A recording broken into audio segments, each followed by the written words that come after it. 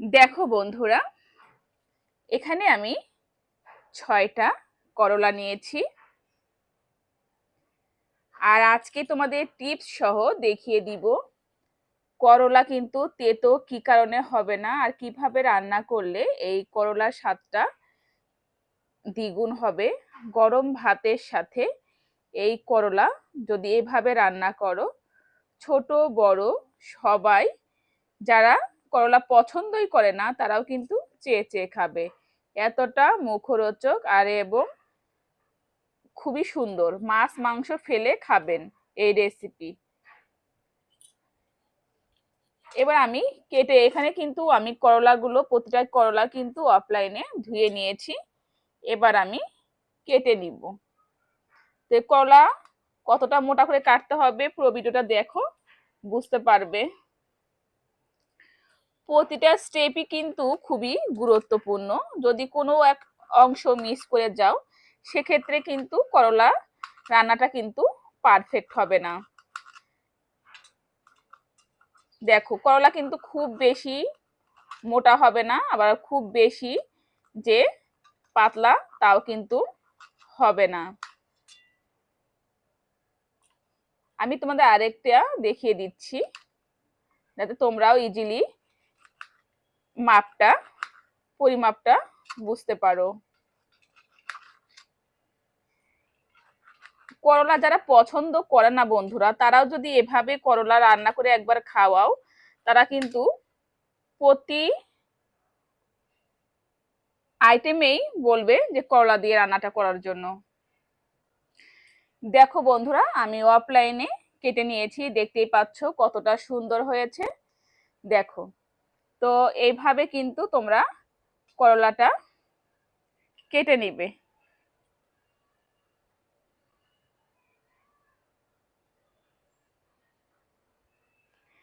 তো এখন আমি এখানে সামান্য পরিমাণে লবণ ছড়িয়ে দিব এবং ভালো করে লবণ দিয়ে এই করলাটা ভালো করে মেখে নিতে হবে এবং এমন ভাবে করলাটা মাখতে হবে যাতে লবণটা পুরোপুরি এই করলার সাথে মিশে যায়। দেখো বন্ধুরা, এভাবে করলাটা মেখে 2 থেকে 3 মিনিটের জন্য রেখে দেবে। এতে করে করলা থেকে এক্সট্রা যে জল সেটা কিন্তু বের হয়ে যাবে আর তেতো ভাবটা কিন্তু থাকবে না। আমি পরের স্টেপে দেখাবো কিভাবে এই করলাটা রান্না করলে আরো বেশি ভালো হবে আর একদমই কিন্তু তেতো লাগবে না। দেখো, অনেকেই আছে এখানে হলুদ মিক্সার করে, এখানে কিন্তু হলুদ মিক্সার করার কোনো প্রয়োজন নেই। তবে আমি আমার বাসায় কিন্তু করলা এভাবেই রান্না করি, একদমই তিতা লাগে না, খেতেও কিন্তু ভীষণ মজা লাগে। এক সময় করলা আমার কাছে খুব একটা ভালো লাগতো না, কিন্তু এখন করলা এই রেসিপিটা হলে আমার দ্বিতীয় কোনো পদই লাগে না। এখন আমার করলাটা এত ভালো লাগে, আমি যতই খাই ততই মনে হয় যে কম হয়ে যাচ্ছে, আরো কেন বেশি করে বানালাম না। শুধু আমি না, আমাদের পরিবারের সবাই। তো আমি এখন 2 মিনিট রেস্টে রেখে দিব। প্রথমেই যে কাজটা করতে হবে, ফ্রাই প্যানটা কিন্তু পর্যাপ্ত পরিমাণে ভালো করে গরম করে নিতে হবে। আর এখানে দিয়ে দিব তেল। এখানে কিন্তু সাদা তেলই ব্যবহার করতে হবে। প্রতিটা স্টেপই কিন্তু গুরুত্বপূর্ণ, এই জন্য তাড়াহুড়ো না করে স্টেপ বাই স্টেপ তোমরা দেখে নাও কিভাবে আমি এই রেসিপিটা তৈরি করছি। যখন তেলটা গরম হয়ে যাবে, এখানে দিয়ে দেবো পাঁচফোড়ন। পাঁচফোড়নটা দিয়ে একটু ব্রাউন কালার করে কিন্তু ভেজে নিতে হবে। এই রান্না প্রসেসিংটা কিন্তু একদমই সহজ, খেতেও কিন্তু দুর্দান্ত। দেখো বন্ধুরা, এটা কিন্তু একদম ব্রাউন কালার হয়ে গেছে, এর থেকে কিন্তু বেশি পোড়ানোর দরকার নেই। এবার আমি একে একে করলাগুলো দিয়ে দিব। আর করলাটা চিপে চিপে রসগুলো কিন্তু বের করে দিতে হবে।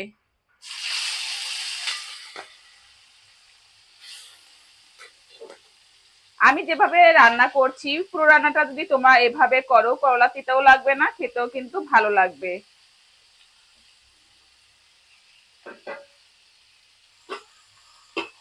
দেখো সবগুলো করলা কিন্তু আমার দেওয়া হয়ে গেছে। এবার ভালো করে মিশিয়ে দিব। তেলের সাথে এই করলা খুব ভালো করে মিশিয়ে দিতে হবে এবং পাতলা পাতলা করে এরকম ছড়িয়ে দিতে হবে। এখন আমি ঢেকে দিব 2 মিনিটের জন্য। এবার আমি ঢাকনাটা তুলে নিচ্ছি। এখন করলাটা কিন্তু ভালোভাবে এপাশ ওপাশ করে ভালোভাবে এই করলাগুলো কিন্তু ভেজে নিতে হবে। খুব ভালো করে কিন্তু ভাজতে হবে। আমরা যদি কিছু কিছু টিপস ফলো করি তাহলে কিন্তু আমাদের রান্না করতে অনেক সুবিধা হয়। শুধু রান্নার প্রসেসিংটা আর ধৈর্য রাখলেই কিন্তু প্রতিটা রান্নায় হবে চমৎকার এবং সুস্বাদু। এরকম করে আমি পাতলা করে দিলাম। 2 পাশটাই আমি খুব সুন্দর করে ভাজবো, কিন্তু এতটাও ভাজা যাবে না যে পুড়ে যায়। যে কতটা ভাজবো পুরো ভিডিওটা দেখতে থাকো স্টেপ বাই স্টেপ, তাহলে তোমরাও কিন্তু এই সুন্দর রেসিপিটা খুব সহজভাবে বাসায় তৈরি করতে পারবে। এই পাঁচফোড়ন দেওয়ার কারণে কিন্তু এই করলা থেকে কিন্তু অনেক সুন্দর সেন্ট বের হয়েছে, ফ্লেভার বের হয়েছে। দেখো বন্ধুরা, করলা কিন্তু খুব সুন্দরভাবে 2 পাশটাই খুব সুন্দরভাবে ভাজা হয়ে গেছে। এখানে আমি প্রথমে যে কাজটা করব, প্রথমে আমি হালকা একটু জল দিয়ে দিব।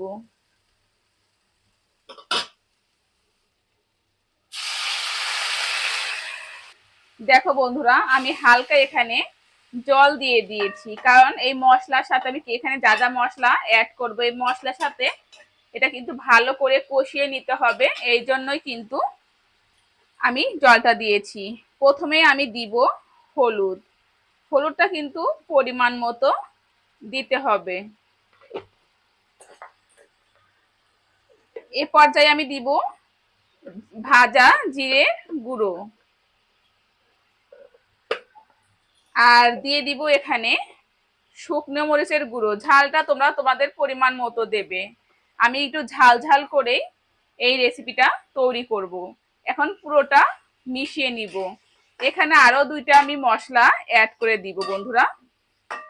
এখানে আমি আরো 2টা মশলা অ্যাড করে দিব। এখানে আমি দিয়ে দিব পরিমাণ মতো ধনের গুঁড়ো। তবে আমি আর একটা মশলা এখন দিব না, একটু পরে দিব। তো কি মশলা দিলে এই রেসিপিটা আরো দুর্দান্ত হবে দেখতে থাকো। এবার মশলার সাথে ভালো করে এই করলাগুলো মিশিয়ে দিব। তো বন্ধুরা, কে কোথা থেকে আমার এই ভিডিও দেখছো অবশ্যই কিন্তু কমেন্টের মাধ্যমে জানাবে। আর দেখো বন্ধুরা, এবার আমি ঢেকে দিব। দেখো কালারটা দেখো যে কত সুন্দর এসেছে। এবার আমরা ঢেকে দিব। ঢেকে 1 থেকে 1.5 মিনিটের মধ্যে মশলার সাথে কষিয়ে নিব। এবার বন্ধুরা ঢাকনাটা খুলে নিব। দেখো কালারটা কত সুন্দর এসেছে। এবার খুব ভালো করে এটা কিন্তু খুব ভালো করে মশলার সাথে এই করলাগুলো ভালো করে মিশিয়ে দিতে হবে এবং ভালো করে এমন ভাবে মশলা কষিয়ে নিতে হবে যাতে করে এই করলার মধ্যে মশলাগুলো খুব ভালো করে মিশে যায়। এ পর্যায়ে আমি দিয়ে দিব লবণ পরিমাণ মতো। যেহেতু আমি মাখানোর সময় আমি লবণ দিয়েছিলাম, এখানে কিন্তু কম লবণ দিতে হবে এবং ভালো করে মিশিয়ে নিতে হবে। এই লবণের সাথে ভালো করে মিশিয়ে নিতে হবে। দেখো বন্ধুরা কতটা মশলাদার আর কতটা সুন্দর হয়েছে। এবার আমি জল দিয়ে দিব। এখানে কিন্তু খুব বেশি জল দেওয়ার প্রয়োজন নেই। দেখো আমি জল দিয়ে দিয়েছি। এখন ঝোল একটু বলক ওঠার অপেক্ষা। দেখো বন্ধুরা, বলক কিন্তু চলে এসেছে। তো আমি 2 থেকে 3 মিনিট ভালো করে এই করলাটা রান্না করে নিব। আর এখানে তোমাদের আমি বলেছিলাম একটা মশলা আমি দিব, তার আগে কিন্তু ঝোলটা খুব ভালো করে কিন্তু ফুটিয়ে নিতে হবে। দেখো আমি 2 থেকে 3 মিনিট পরে ফিরে আসছি। দেখো বন্ধুরা, এখানে কিন্তু আমি 2-3 মিনিট ঝোলটা ফুটিয়ে নিয়েছি। এখানে দিয়ে দেবো সাম্বার মশলা।